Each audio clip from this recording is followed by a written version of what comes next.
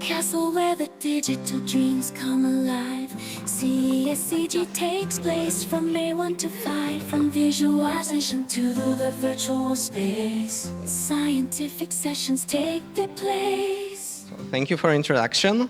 My name is Róbert Prikryl and I study at Slovak Technical University at bachelor's program.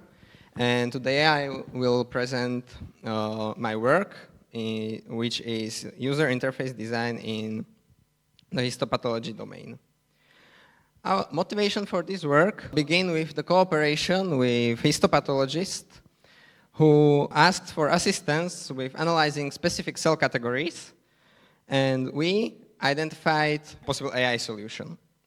But this AI requires training data, and these data are in form of domain expert created annotations. As you can see in the picture, annotations are labeled cells with categories they are from. And as a goal of this work is to increase the efficiency of annotation workflow to be able to create as many annotations as possible.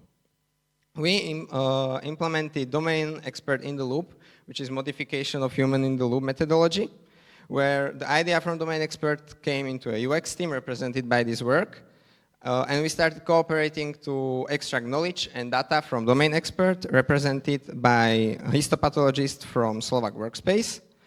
And we provided this knowledge and data to our AI team represented by Patrick Kozlik, who will also present today, later on, and collected feedback from AI team and requirements and passed this to domain expert. At the beginning, we started with obtaining initial data, where we used existing annotation tool provided to domain expert and gathered annotations from them, providing them to AI team. Afterwards, we used QPath, existing annotation tool, and created instruction manual for the domain expert to introduce the annotation workflow. Afterwards, we asked domain expert to create as many annotations as possible over the course of a few weeks. And afterwards, we extracted over 750 annotations and conducted an expert interview where we identified the relevant cell categories and their key features. These are 3 relevant cell categories stated by domain experts, so lymphocytes, plasma cells, and eosinophils. Then we changed our methodology because the early stage AI model was developed by the AI team. So we provided AI-generated annotations to the domain expert, asked them to correct these annotations, gather these annotations, and provided this data to improve the AI model. For this, we used existing annotation tool called Annotate, developed by our colleagues at Slovak Technical University, Peter Škriba and Adam Bublavi, who will also have talk today. We chose to switch the tool because this tool was capable of implementing AI models into an annotation workflow. Then we started designing correction interaction, and first and most important one was right-click interaction for changing annotation class or deleting annotations entirely as shown in the video.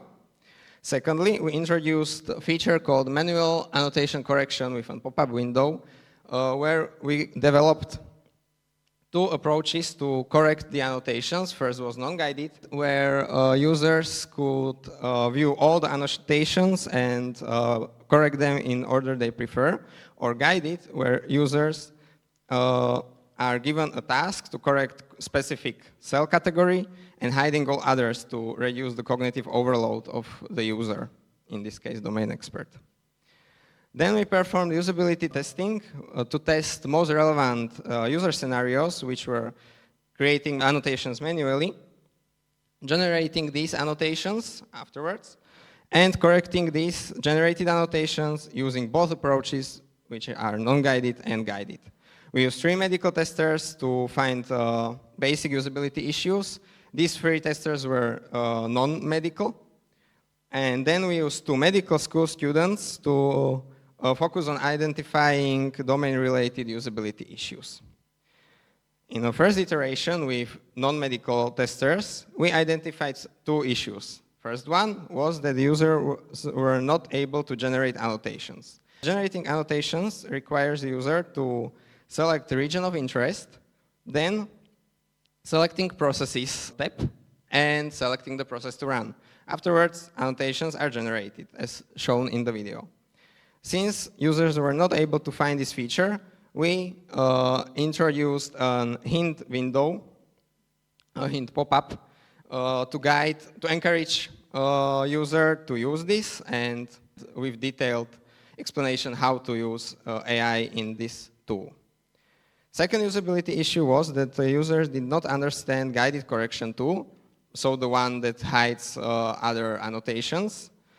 And at the beginning, it looked like this. So our proposal was to reduce the text in the field, in the pop-up, to a minimum using icon to invoke the right-click interaction and hiding the non-guided option, since non-guided option became default option in the tool. And this was introducing only the guided one.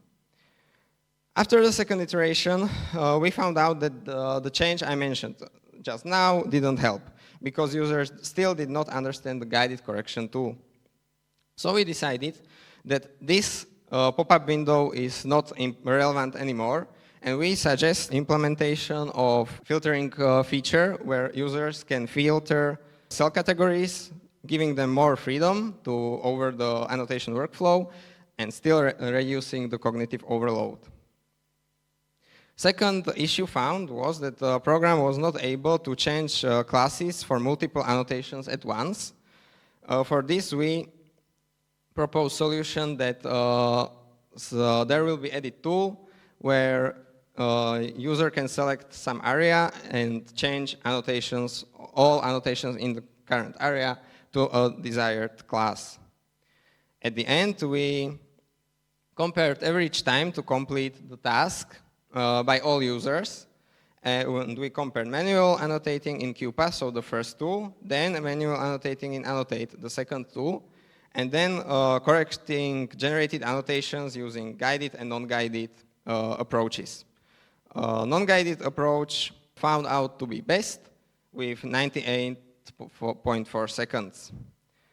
So to summarize this, we did the case study on domain expert in the loop, where we used those findings to implement early stage AI model into existing tool, then designed correction interaction to enable users to correct these generated annotations, did usability testing with low expertise testers, and therefore we improved usability of annotation workflow.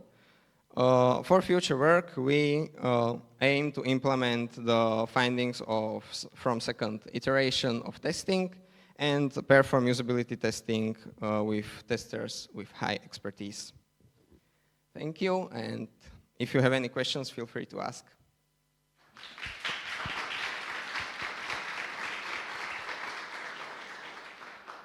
Thank you for the talk. So my question is, have you noticed any change? So for instance, if the annotator is correcting the AI-guided annotations in the first step, I would be interested to know whether sometimes the AI output could confuse the domain expert, and they could end up with, like, you may end up with different annotations than you would if you didn't. So for instance, if the AI tells me that this is some type of cell and I'm not sure, then I say it would be like that. But if the AI didn't tell me that, then I would maybe choose something else. So are there differences in results if you get the AI-guided one or like some corrections? Do they end up the same as just somebody trying to just do it without any, prior AI-generated output? Well, we did not directly test this, but when we asked domain expert to annotate manually at the beginning, they annotated mostly the most representative cells of the current category. So they chose the prettiest, and the AI highlights all of them. If the domain expert is not sure, they have the ability to delete the annotation or mark it as none of the above, which is basically no class. So the segmentation might be good, but classification is unsure. And therefore giving them chance to fix it anyway. If the results are different, as you asked, while testing with medical school students, one student said that they were not sure about the cells, so I asked them what do they think they should do, and they told me to delete the annotation. So basically they kind of understood the purpose of this. Thank you. Then I think there was another question. Thank you for your presentation. I would like to ask you about maybe the measuring the metrics. You used the metric like what was the time and the speed of finishing the task.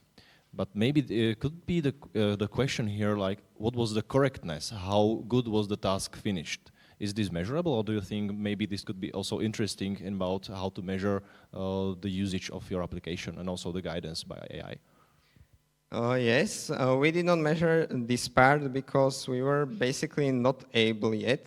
But once we complete the testing with high expertise testers, we expect them to correct this annotation and ask multiple domain experts to correct these annotations and then compare the results.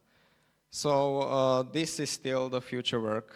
We did not yet be able to identify whether the correction was correct or not, basically. Okay, thank you very much. Okay, then do we have another question from the audience? Thank you for your presentation. So can you compare what was the increase of amount of annotations compared to assisted and not assisted annotations? Yes, this was the goal I wanted to reach. There was a slight complication caused by low level of expertise of testers.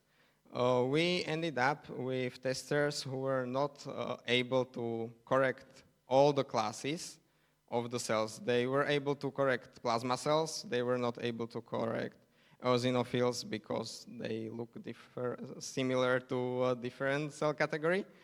And therefore, we were not quite able to compare this. But when we asked tester with the highest expertise to correct the annotations, generated annotations, we generate 500 annotations as a maximum limit because of the performance of the application. They were given 500 annotations, and they corrected it in around 6 minutes, but focusing only on plasma cells, since others were not capable. That's the reason I did not include this in the presentation. It was quite fast, but we need to do additional testing to identify if the correction was correct, if the domain expert or the student, in this case, wasn't, if they were correct. So if there are not any more questions, I think another big applause for you and for your presentation. Thank you. Swing to the beat where the pixels play, from rendering to VR. It's a pixel